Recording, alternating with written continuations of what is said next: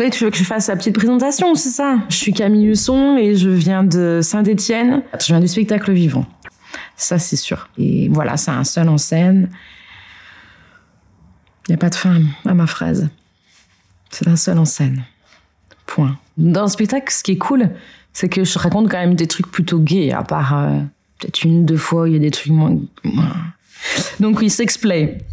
Je dirais que Sexplay, voilà, quand tu sais le titre, tu sais tout. Ça parle de sexe et t'as play aussi, donc qui est vraiment jouer, le plaisir et le jeu, quoi. Donc c'est du jeu avant tout.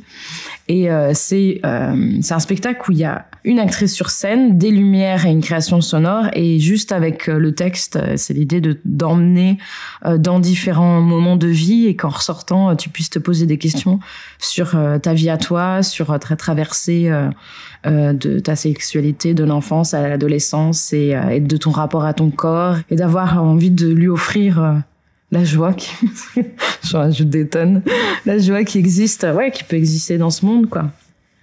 C'est un spectacle où j'essaie de pas me placer en disant moi je sais, en disant plutôt moi je sais pas, et j'ai appris plein de choses et j'ai envie d'apprendre plein de choses encore, quoi.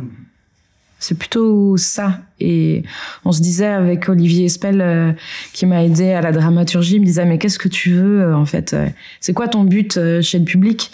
Et je disais puis je cherchais, puis j'arrêtais pas de trouver des mots intelligents pour parler de ça, et puis essayer de mettre du politique à l'intérieur.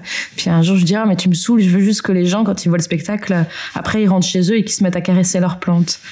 Quand on va voir le spectacle, on a envie d'oser aussi dire en sortant, de parler et d'échanger sur ce sujet-là avec d'autres personnes. Je pense que ça...